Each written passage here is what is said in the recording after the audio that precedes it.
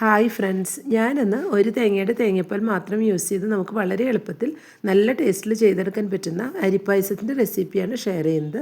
അപ്പോൾ അതെങ്ങനെയാണ് റെഡിയാക്കുന്നതെന്ന് നോക്കാം. അരിപ്പായസം ഉണ്ടാക്കാനായിട്ട് ഞാനിവിടെ 1 കപ്പ് ഉണക്കലരിയാണ് എടുത്തിട്ടുള്ളത്. ആദ്യം ഇത് നന്നായി ഒന്ന് വാഷ് ചെയ്തെടുത്തതിന് ശേഷം നമുക്കിത് കുക്കറിലിട്ടൊന്ന് വേവിച്ചെടുക്കണം. അരി വാഷ് ചെയ്ത ശേഷം ഇപ്പോൾ കുക്കറിലോട്ട് ഇട്ട് കൊടുത്തിട്ടുണ്ട്.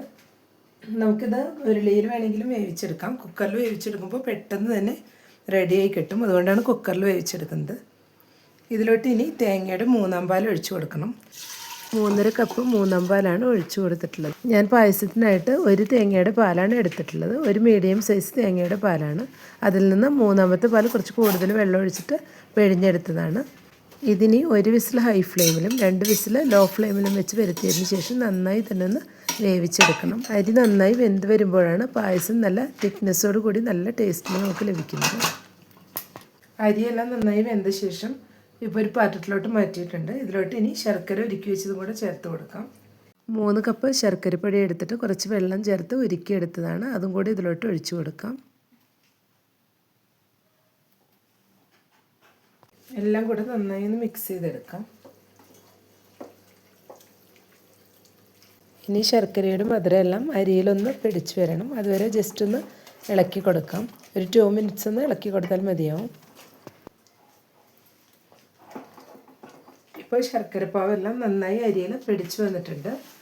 ഈ സമയം മധുരം ഒന്ന് ബാലൻസ് ചെയ്യാനായിട്ട് ഒരു നുള്ള ഉപ്പ് കൂടെ ചേർത്ത് കൊടുക്കുന്നുണ്ട്. ലോ ടു മീഡിയം ഫ്ലെയിമിൽ വെച്ചിട്ട് നമ്മളിത് ഇതുപോലെ ഒന്ന് മിക്സ് ചെയ്തെടുക്കണം. ഇപ്പോൾ അരിയും ശർക്കരയും എല്ലാം കൂടെ നന്നായി മിക്സായി മധുരം എല്ലാം നന്നായി അരിയിൽ പിടിച്ചു വന്നിട്ടുണ്ട്. ഈ സമയം നമുക്ക് ഇതിലോട്ട് 2/4 പാലും കൂടെ ചേർത്ത് കൊടുക്കാം. 2 കപ്പ് 2/4 പാലാണ് ചേർത്ത് കൊടുക്കുന്നത്. എല്ലാം കൂടെ ഒന്ന് മിക്സ് ചെയ്ത് കൊടുക്കാം.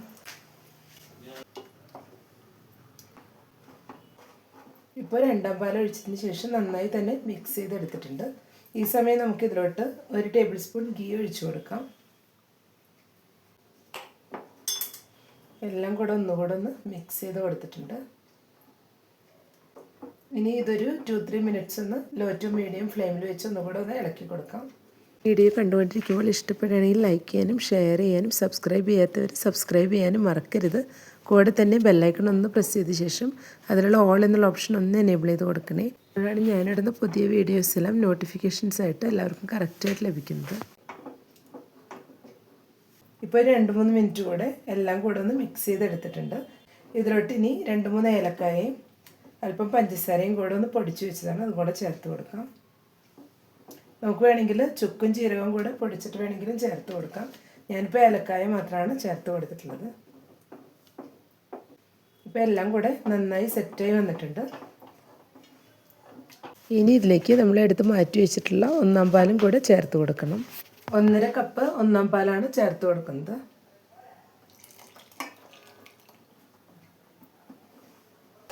ഇനി ഇതൊന്ന് മിക്സ് ചെയ്തെടുത്ത ശേഷം ഫ്ലെയിം ഓഫ് ചെയ്യാം. ഇനി ഇത് തിളപ്പിക്കേണ്ട ആവശ്യമില്ല. ജസ്റ്റ് ഒന്ന് എല്ലാം കൂടെ ചൂടോട് കൂടി ഒന്ന് മിക്സ് ചെയ്തെടുത്താൽ മതിയാവും.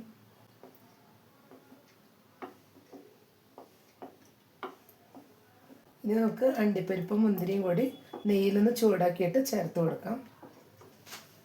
ഇപ്പോൾ ഒരു പാൻ വെച്ച് 2 ടേബിൾ സ്പൂൺ ഗീ ഒഴിച്ച് കൊടുത്തിട്ടുണ്ട്. ഇതിലോട്ട് ആദ്യം അണ്ടിപ്പരിപ്പ് ഇട്ട് കൊടുക്കാം. ഇതൊന്ന് ചൂടായി വന്നിട്ടുണ്ട്. ഇതിലോട്ട് മുന്തിരി കൂടെ ചേർത്ത് കൊടുക്കുകയാണ്.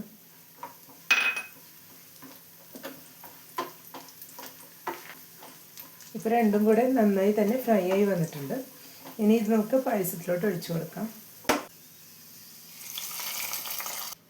ഇനി ഇതെല്ലാം കൂടെ ഒന്ന് മിക്സ് ചെയ്ത് കൊടുക്കാം. ഇപ്പോൾ നമ്മുടെ സൂപ്പർ ടേസ്റ്റി ആയിട്ടുള്ള അരിപ്പായസം ഇവിടെ റെഡി ആയിട്ടുണ്ട്. അപ്പോൾ എല്ലാവരും ഈ രീതിയിൽ ഒരു തവണയെങ്കിലും ഒന്ന് ട്രൈ ചെയ്ത് നോക്കുക.